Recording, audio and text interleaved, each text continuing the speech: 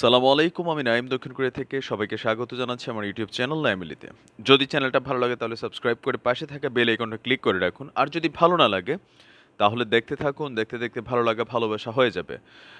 চেহারা কিছুটা কঠিন হয়ে আছে নিশ্চয়ই অনেকে বুঝতে পারছেন। একটু আসলে মেজাজ গরম আছে। আর গরম আছে ২ টা কারণে। আমাদের বাংলাদেশে আজকে ঘটে যাওয়া একটা লজ্জাকর ঘটনা। আর দ্বিতীয় হচ্ছে যে এই ঘটনা ঘটানোর পেছনে যারা দায়ী প্লাস তাদের যে সংগঠনের নাম সেটা নিয়ে। আমি কথা বলছিলাম আমাদের বাংলাদেশের আ কি বলে ঢাকা বিশ্ববিদ্যালয়ের যিনি আপনার ভিপি আছেন, ভিপি নূর, ডাকসুর ভিপি নূর। তাকে আজকে মুক্তিযুদ্ধের মঞ্চের একাংশের নেতারা প্লাস হচ্ছে ছাত্রলীগের একটা অংশ আ ডাকসুতে আসলে তাকে তালাবদ্ধ করে রুমে তারা দরজা বন্ধ করে লাইট অফ করে দিয়ে বাঁশ এবং রড দিয়ে পিটিয়েছে। এই খবরটা নিশ্চয়ই আপনি ইতিমধ্যে দেখেছেন, নানান ভিডিও ফুটেজগুলো দেখেছেন। তো আমি আসলে ওইদিকে যাচ্ছি না। আমি এখানে যে বিষয়টা একটু আলোচনা করতে যাই সেটা হচ্ছে এই যে মুক্তিযুদ্ধ মঞ্চ, আমার মনে হয় যে আমার মতন অনেকেই এই বিষয়টা এই ভিডিওটা দেখার আগে আপনারা হয়তো ভালোভাবে জানেন না যে মুক্তিযুদ্ধ মঞ্চ বলতে আসলে কি, কখন গঠন করা হইলো, এটার উদ্দেশ্য কি আর তারা কি করছে। তো এটা সম্পর্কে আমি একটু প্রথমে আপনাদের তথ্য দিচ্ছি। মুক্তিযুদ্ধ মঞ্চ আসলে গঠন করা হয়েছে আপনার ২০১৮ সালের এপ্রিল মাসে। আপনাদের খেয়াল থাকার কথা যে আমাদের ভিপি নূরের নেতৃত্বে ওই সময় একটা আন্দোলন হয় কোটা সংস্কার আন্দোলন। যে আন্দোলনে আপনার মুক্তিযুদ্ধের মুক্তিযুদ্ধ বা অন্যান্য যেই কিছু, কিছু বিষয়গুলাতে আপনার স্পেশাল কিছু কোটার ব্যবস্থা ছিল সরকারি চাকরি বা বিভিন্ন জায়গায়। সেটার বিরুদ্ধে যখন এই আন্দোলনটা গড়ে ওঠে তখন সবাই কিন্তু এই আন্দোলনে আপনার শামিল হয়। তো ওই আন্দোলনের সময়ে আপনার একটা পক্ষ আপনার বেসিক্যালি এটা হচ্ছে যারা মুক্তিযোদ্ধাদের সন্তান তাদেরকে নিয়ে এটা গঠন হওয়ার কথা ছিল বা গঠন করা হয়েছে বলে দাবি করা হয়। যদিও এটা অযৌক্তিক, এটা এভাবে হয় নাই। তো ওইখানে আপনার একটা গ্রুপ গড়ে ওঠে যে মুক্তিযুদ্ধের জন্য যে মুক্তিযোদ্ধাদের জন্য যে ৩০ ভাগ কোটা নির্ধারিত আছে, সেই কোটাগুলো যাতে ঠিক থাকে। তো মুক্তিযোদ্ধাদের সন্তানাদিদের নিয়ে এই মুক্তিযুদ্ধ মঞ্চ তখন আপনার নামে গঠন করা হয়। এটা গঠন করেন ঢাকা বিশ্ববিদ্যালয়ের সমাজবিজ্ঞান বিভাগের একজন অধ্যাপক। ওনার নাম হচ্ছে মনে হয় ডক্টর এ.কে.এম. জামাল। তো আমিনুল ইসলাম বুলবুলকে সভাপতি এবং কি মামুনকে সাধারণ সম্পাদক করে তখন এই কমিটিটা গঠন করা হয়। তো এরপরে আরেকটা কমিটিও গঠন করা হয়েছিল মুক্তিযুদ্ধ মঞ্চ নাম দিয়ে। তো পরবর্তী সময়ে ওই কমিটিটা ঘুমাই গেলেও এই যে ডক্টর এ.কে.এম. জামালের নেতৃত্বে যেই আপনার মুক্তিযুদ্ধ বিষয়ক মঞ্চ যেটা আছে সেটা কিন্তু অ্যাক্টিভ ছিল। এখন এই যে সভাপতি যাকে করা হয়েছে আমিনুল ইসলাম বুলবুল, তিনি আবার বাংলাদেশ ছাত্রলীগের একজন বিশেষ স্পেশাল নেতা, একজন বড় মাপের নেতা। তো এখন একজন আওয়ামী লীগের নেতা হোক সেটা তো সমস্যা নেই। অনেকে আবার এটাতে একটু নেগেটিভ ভাবতে পারেন। হ্যাঁ, নেগেটিভ ভাবার কারণটা কিন্তু আমিনুল ইসলাম বুলবুল সাহেব নিজে দিয়ে দিয়েছেন। কারণ মুক্তিযুদ্ধ মঞ্চ গঠন হওয়ার পরে এটার বেসিক্যালি উদ্দেশ্য ছিল মুক্তিযোদ্ধাদের সন্তানদের নানান সমস্যা বা যেই বিষয়-আশয় আছে বা মুক্তিযোদ্ধাদের যদি কোনো সমস্যা থাকে সেটা নিয়ে কাজ করা। কিন্তু এই সংগঠনটা তৈরির পর থেকে তারা এই পর্যন্ত টোটালি একটা সন্ত্রাসীমূলক কর্মকাণ্ডের বাইরে তারা কিন্তু আসলে কিছু করছে না। আমি তাদের বেশ কয়েকদিনের যদি এক্টিভিটিস গুলো আপনারা দেখেন তাহলে মানে আমার বাবা একজন মুক্তিযোদ্ধা। তো আমি তো এই মুক্তিযুদ্ধ মঞ্চের এই যে এক্টিভিটিস সেটাকে তো আমি কখনোই সাপোর্ট করি না। মানে এই মুক্তিযুদ্ধ মঞ্চের দ্বারা সাধারণ মুক্তিযোদ্ধাদের সন্তানদের কি উপকার হয়েছে সেটা আমার জানা নাই। তবে মুক্তিযুদ্ধ মঞ্চের নাম ভাঙিয়ে, মুক্তিযুদ্ধের আপনার অনুভূতির নাম ভাঙিয়ে তারা যে সন্ত্রাসী কর্মকাণ্ড চালাচ্ছে সেটা কিন্তু প্রমাণিত। আজকে ঢাকা ইউনিভার্সিটিতে যেই ঘটনাটা ঘটেছে সেটার সূত্রপাত্র আমি দেখলাম যে আজকে মুক্তিযুদ্ধ মঞ্চের পূর্ব নির্ধারিত একটা সভা ছিল। তো সেই সভা শেষে তারা মিছিল করে আসতেছিল। তো এর মধ্যে ভিপি নুরুল হক নূর তার সাথেও কিছু পোলাপান ছিল। তো তারাও একই সাথে আপনার এই যে ডাকসুর যেই কার্যালয় আছে ওইটার সামনে মনে উপস্থিত হয়েছে। তারপরে একজন আরেকজনের সাথে কথা কাটাকাটি হয়েছে। তো কথা কাটাকাটির এক পর্যায়ে যিনি আপনার এই যে ওনার নাম হচ্ছে সুরঞ্জিত চন্দ্র সেন মনে হয়, যিনি আপনার ছাত্রলীগের সভাপতি এই মুহূর্তে ঢাকা ইউনিভার্সিটির। আর তার সাথে ছিল সাধারণ সম্পাদক সাদ্দাম সহ আরও অনেকেই। তারা এক পর্যায়ে ভিপি নুরুল হক নূর যখন আপনার বাকবিতণ্ডার এক পর্যায়ে তারা রুমে চলে যায়, তো তার নেতৃত্বে আর হচ্ছে যে আমিনুর রহমান বুলবুল, তার নেতৃত্বে ছাত্রলীগের একাংশ, মুক্তিযুদ্ধ মঞ্চের একাংশ আপনার আইসা নুরুল সাহেবকে যে পিটাইছে সেটা কিন্তু আপনারা দেখছেন ভিডিওগুলো। আর এই মুহূর্তে আহত অবস্থায় আছে।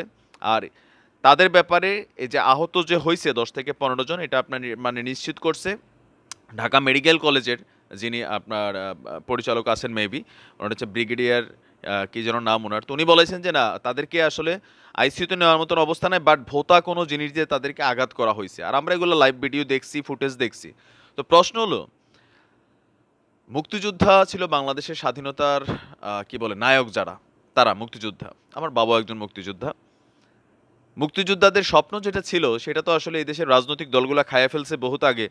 আর ইদানিং সময়ে আমি দেখলাম যে খুব বেশি সংগঠন আপনার এত হচ্ছে, আর প্রত্যেকটার ভিতরেই এই মুক্তিযুদ্ধ মুক্তিযোদ্ধা মানে এইরকম একটা টাইটেল ব্যবহার কইরা, এই টাইটেলটা হচ্ছে প্রশাসনের কাছ থেকে মানে একটা এক্সট্রা ফেসিলিটিস নেওয়ার। এই সংগঠনগুলো বেসিক্যালি সন্ত্রাসী সংগঠনের বাইরে কিছুই না। আরে বাবা তুই মুক্তিযোদ্ধা মঞ্চের, হ্যাঁ একটা হয়েছিল গণজাগরণ মঞ্চ, আছে কই এখন? ইমরান সরকারের খুঁজে পাওয়া যায় না। গণজাগরণ মঞ্চের অনেকের সম্পৃক্ততা ছিল, কারণ আমরা চাইছি রাজাকারদের শাস্তি হোক। এরপরে দেখা গেল যে গণজাগরণ মঞ্চের যারা নেতারা আছেন বিভিন্ন জায়গায় বিভিন্ন কাহিনী মাহিনী কইরা দুর্নীতিত পইরা ইমরানের সরকারের বিরুদ্ধে, আবার দেখলাম যে পরবর্তী সময় বহুত কাহিনী ছিল, যদিও উনি মন্ত্রী সাহেবের মেয়ের বিয়ে টিয়ে করে এখন সুখে আছেন, বাট একটা সময় ফেসিলিটিস নিছেন, জনগণের কাছে হিরো হয়েছেন, আবার এখন পরিচয় গেছেন। তো এরকম যারা আছে বিভিন্ন সময় মুক্তিযুদ্ধ এবং মুক্তিযোদ্ধাদের নাম ভাঙিয়ে এই ধরনের সংগঠনগুলি বানায়, সেইখানে সাধারণ মানুষ যারা আছে, এই যে আমার মতন, আমার মুক্তিযুদ্ধের ছেলে আমি, তা আমার কাছে এই যে মুক্তিযুদ্ধ মঞ্চ নামক সংগঠনটা হয়, মানে এটার তো উদ্দেশ্য ছিল যে মুক্তিযোদ্ধার সন্তানদের জন্য কাজ করা। এখন তারা আসলে কি করতেছে? যদিও এটার ব্যাপারে আপনার যিনি ছাত্রলীগের ভারপ্রাপ্ত যিনি সভাপতি আছেন নাহিয়ান খান জয়, তিনি আপনার জাগনীয় সহ আর কয়েকটা পত্রিকাকে বলেছেন যে আমিনুল ইসলাম বুলবুল, যিনি আপনার হচ্ছেন এই মুক্তিযুদ্ধ মঞ্চের বর্তমানে সভাপতি, তাকে আসলে ছাত্রলীগ থেকে অব্যাহতি দেওয়া হয়েছে তার বিভিন্ন সন্ত্রাসী কর্মকাণ্ডের জন্য। এর বাইরে তিনি যদি অন্য কোনো সংগঠনের সাথে নিজেকে সম্পৃক্ত করেন, সেটার দায়ভার ছাত্রলীগ নেবে না। আর মুক্তিযুদ্ধ মঞ্চ একটা আলাদা প্ল্যাটফর্ম, এটার সাথে ছাত্রলীগের কোনো সম্পৃক্ততা নাই। এখন দেখা গেছে যে মুক্তিযুদ্ধ মঞ্চের আপনার যারা আপনার ফলোয়ার আছেন বা যারা এটার জন্য বিভিন্ন সময় অ্যাক্টিভিটিস করেন, সব কিন্তু ছাত্রলীগের লোক। ছাত্রলীগ এই পর্যন্ত নানান কাজে এতটা সমালোচিত হয়েছে, আর প্রধানমন্ত্রীর এতটা লজ্জায় ফেলাইছে এই সংগঠনটা, মানে মাঝে মাঝে লজ্জা লাগে যে কোনো এক অদূর অতীতে অনেকে হয়তো এই সংগঠনটার সাথে জড়িত ছিলেন। বর্তমান ছাত্রলীগের অ্যাক্টিভিটিস দেখলে আসলে পায়ের রক্ত মাথায় ওঠা ছাড়া কিছুই নাই।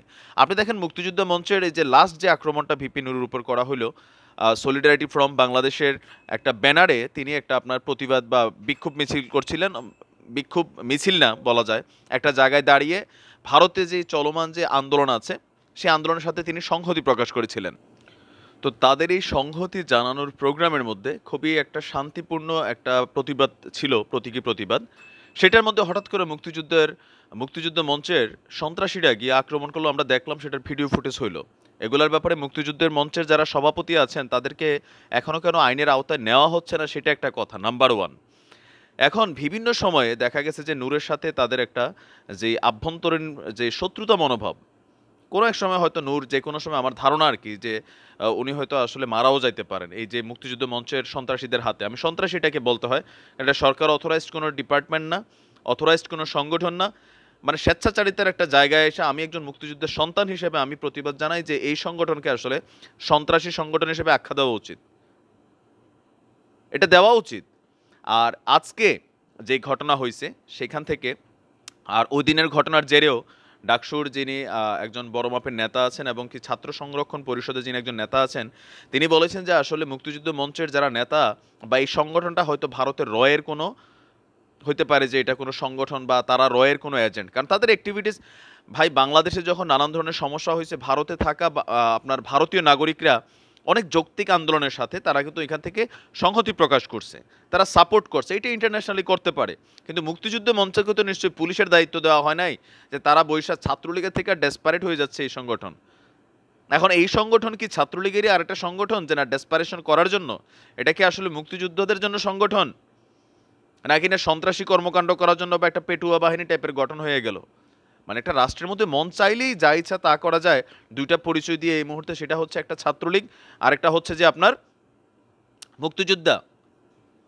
যদিও ছাত্রলীগের ব্যাপারে প্রধানমন্ত্রী শেখ হাসিনার এত কঠোর নির্দেশনা থাকার পরেও এরকম কিছু বেপরোয়া ডেসপারেট ছাত্রলীগ কর্মীর কারণে সারা বাংলাদেশের অনেক ভালো ভালো ছাত্রলীগ নেতাকর্মীরও বদনামের আজকে শিকার। অনেকে লজ্জায় পরিচয় দিতে পারেন না যে আমি ছাত্রলীগ করি বা করতাম। কেন? এই ধরনের ধান্দাবাজ টাউট বাটপাররা যখন আপনার কমিটিতে ঢুকে আর দলের নাম ভাঙাইয়া, মুক্তিযুদ্ধের চেতনার অনুভূতির নাম ভাঙাইয়া বা বঙ্গবন্ধু শেখ মুজিবুর রহমানের অনুভূতির নাম ভাঙায় যখন ব্যক্তিস্বার্থ হাসিল করে, তখন আসলে বাংলাদেশ আওয়ামী লীগের চিন্তা করে দেখা উচিত যে বঙ্গবন্ধুর হাতে গড়ে ওঠা যে সংগঠন ছাত্রলীগ, সেটাকে তারা অসম্মান করছে। আর এই দেশে লাখো লাখো যে মুক্তিযোদ্ধা আছে যারা দেশ স্বাধীন করছে, তাদের অরিজিনাল চেতনার পরিপন্থী হয়ে গেছে। সাধারণ মানুষের কাছে এখন মুক্তিযুদ্ধ মঞ্চ মানে একটা সন্ত্রাসী সংগঠনের একটা রূপ দিচ্ছে। তাদের ব্যাপারে সরকারের কঠোর দৃষ্টিভঙ্গি রাখা উচিত। তো আপনি কি ভাবেন সেটা কমেন্টে লিখতে পারেন। আজ এই পর্যন্ত, আসসালামু আলাইকুম।